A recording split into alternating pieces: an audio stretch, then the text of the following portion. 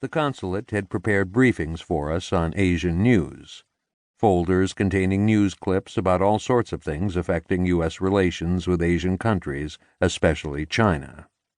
The biggest news at the time was that a Hong Kong bookseller who sold banned books had mysteriously disappeared. Mostly we slept in the lounge on the couches, though at intervals Justice Scalia, Caroline, and I would all be awake. The staffers from the consulate brought us tea and dim sum dumplings. At one point we did a little work on the second edition of Reading Law. I trotted out a law review article criticizing the decision in FDA v. Brown and Williamson Tobacco Corp., in which the Supreme Court, in an opinion by Justice Sandra Day O'Connor, held that cigarettes aren't drugs and therefore aren't subject to the jurisdiction of the U.S. Food and Drug Administration. Justice Scalia had joined in the opinion. The law review writer argued that because nicotine is a drug, cigarettes should fall within the definition of a drug delivery device, something used to deliver a drug to the human body.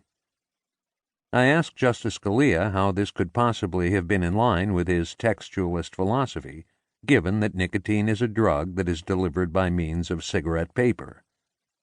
He grew contemplative and asked me to read the relevant passage, which I did. He sighed heavily, as he often did in deep thought, and proclaimed, "Nobody ever thought that provision in the Food and Drug Act gave the FDA the power over such a well-known phenomenon as cigarettes. There are lots of other statutes dealing with cigarettes as such."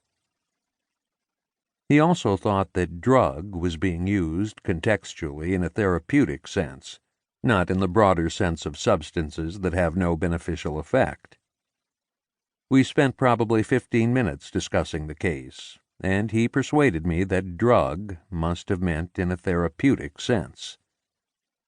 I mentioned that I hadn't seen him smoking in at least a couple of years.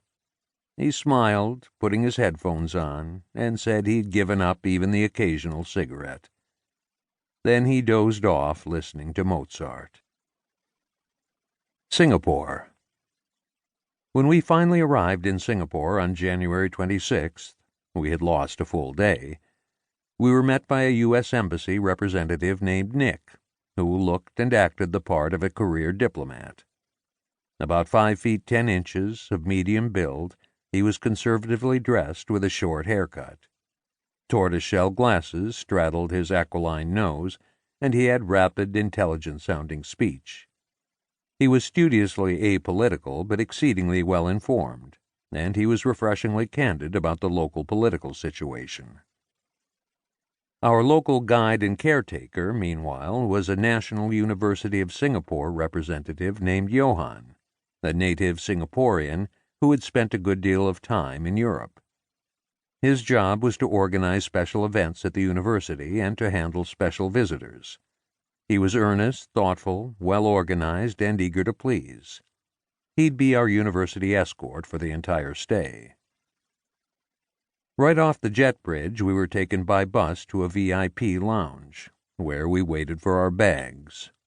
Nick began briefing us all on U.S. Embassy views on Singapore. When our bags finally arrived, we boarded a bus, and Nick continued briefing us all the way to the Shangri-La Hotel. Upon arriving, we thanked him and said goodbye, with the understanding that we'd see him again upon leaving Singapore, and also upon his return to the States from service overseas. Although Justice Scalia's beautifully outfitted 3-room suite was ready upon arrival at 7:30 a.m., our room wouldn't be ready until 1 p.m. at the earliest.